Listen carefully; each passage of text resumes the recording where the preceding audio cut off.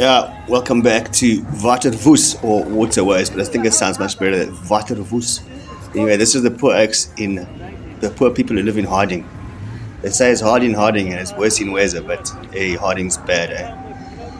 There is a complete failure by the municipality to clear the drains and to run the sewage and to do all that stuff. It's very difficult living in that town. That water's dirty half the time, some of the time, out of the taps. All right. That's what it looks like, and this is where it all ends up in the farmer's dam. This is a massive dam just on the outskirts of town. All that green stuff is that, what do you call it again? Water lettuce. Yeah, it's terrible because there's so much sewage in there. So that stuff is busy eating the sewage. That is the trees falling down because the sewage comes down from the town to the main road, goes under the main road through the forest, and you'll see the trees are all falling down. That's from sewage. So this is the warning. This is coming to the south coast.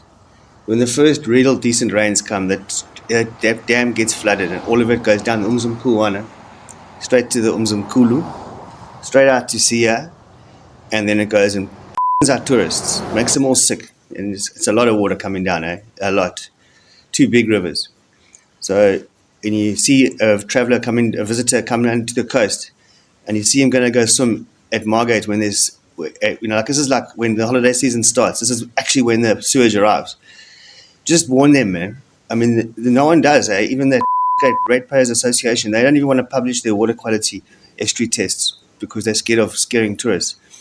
You've got a legal right to warn tourists. Yeah, a legal right. If you don't, that you're breaking the law. If you withhold information like water quality,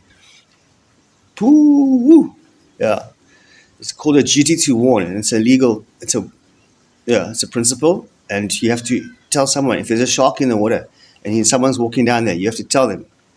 If you leave them to go in, you're breaking the law.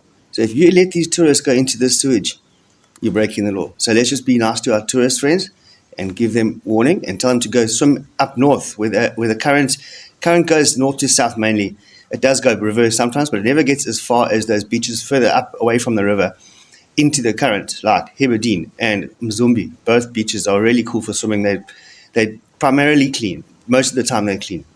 If the water's dirty, don't go in it in the summertime. Just don't do it because you can get sick. You can get that horrible staphylococcus. There's all kinds of pathogens that are in that dam now that are getting stronger and stronger against the estrogen and the antiretrovirals and the antibiotics.